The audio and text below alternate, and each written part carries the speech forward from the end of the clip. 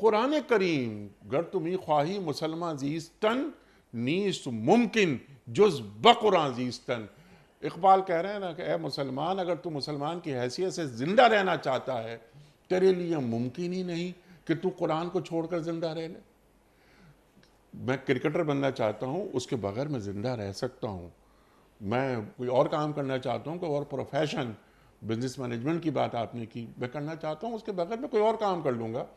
میں کسی اور شعبے میں چلے جاؤں گا، وہاں جا کے جگہ بنا لوں گا اپنی، لیکن قرآن کو چھوڑ کر میں زندہ نہیں رہ سکتا. یہ اس پر ایمان ہے ہمارا. قرآن ہٹا دیا جائے تو کیا بچتا ہے ہمارے پاس؟ کچھ بھی نہیں بچتا. اللہ اکبر. تو یہ حرز جاں کیسے بنایا جاتا ہے قرآن کریم کو؟ قرآن کریم کے ذریعے یہ بیداری کا عمل کیسے پیدا ہوتا ہے؟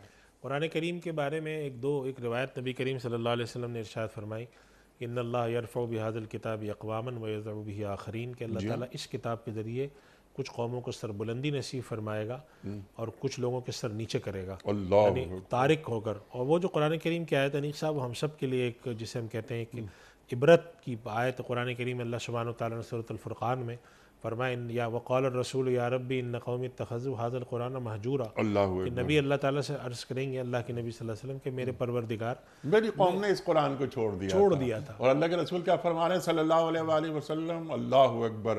قرآن تمہارے حق میں حجت ہے، یہ تمہارے خلاف حجت ہے.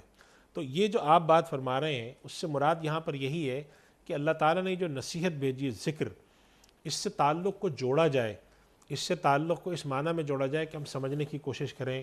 ہمارے یہاں آپ جیسے ابھی بات کر رہے تھے، اس بات کو میں اگر اور آگے لے جا کے جوڑوں، ہمارے اللہ کا شکر ہے آج کی دنیا میں جو میڈیا پر اور اس پر ایسے ایسے چینل آ چکے ہیں، یوٹیوب ہے، یہ سب پہ ایسے ایسے ماہرین بیٹھے ہیں کہ انہوں نے قرآن کریم سے متعلقہ موضوع پر بہت مواد جمع کیا ہے. آپ جاننا چاہتے ہیں کہ مجھے کاروبار کے لیے اللہ تعالیٰ کیا چیز چاہتا ہے مجھ سے، اللہ کے نبی صلی اللہ علیہ وسلم کیسا مومن دیکھنا چاہتے ہیں، اللہ کیسا ایمان والا دیکھنا چاہتا ہے. آج کل نفسیاتی مسائل کے اندر ٹالرنس سب سے بڑا مسئلہ ہے. دو لوگوں میں آپس میں، میاں بیوی ہیں، بہن بھائی، خاندان ہے، باس ہیں، سب آرڈینیٹ ہیں، ان کے درمیان تعلقات خراب ہیں. تو اللہ سبحانہ و تعالیٰ جو ہمیں نصیحت کرتا ہے افو درگزر کی، نیک عمل کی، دل کو بڑا کرنے کی، وہ کہاں ہے؟ صدقات اور خیرات کے بارے میں اللہ سبحانہ و تعالیٰ. تو جب آپ ان چیزوں کو جوڑتے ہیں تو آپ کو اتنے اعلیٰ اخلاق کی تعلیم ملتی ہے، آپ سمجھتے ہیں کہ یہ ہمارے پاس تو کیسی کتاب ہدایت ہے.